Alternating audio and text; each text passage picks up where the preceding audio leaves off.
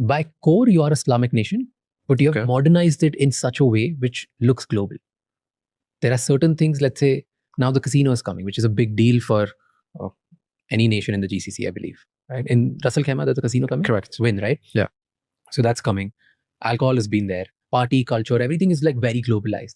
Do you face any problem in retaining your roots and getting the modern world together and building this bridge? We are a Muslim country because of a sizable Muslim population. Let's put it this way. And our rules, the rules that we have, are based on obviously Islamic rules and Islamic traditions and our Islamic heritage.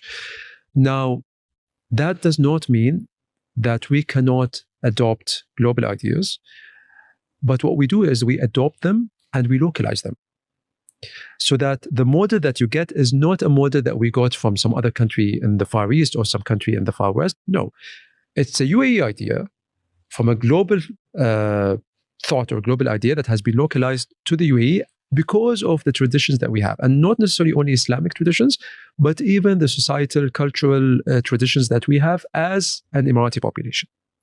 Is there a struggle? There's always going to be a struggle, because now, you've been to the UAE, you go into the malls, and you would see people dressed in all kinds of ways. And even when I go to the mall and I see how certain individuals dress, it makes me uncomfortable, because you're in the country, and when you are in the country, you should respect the traditions of this country.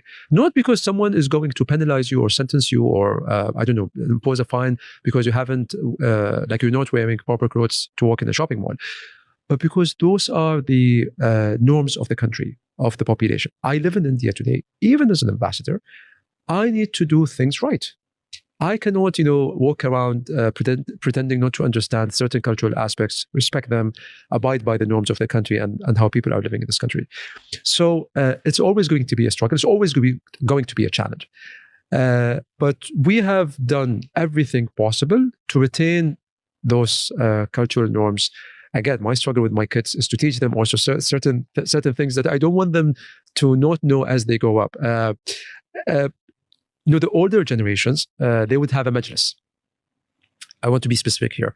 Let's say the grandfather, for instance, or even the father, and guests will be coming in, and you will have Arabic coffee, and you'll have what we call fuala. Fuala is, just like an Indian home, we need to feed anyone who walks into the house, and feed them really well. But if it's not lunchtime or if it's not dinner time, we have what we have during those meals, we call it fuala, and it can be certain dishes and so on. So there's a certain way to pour someone Arabic coffee. You should be holding I'm sure you saw it, the small cup.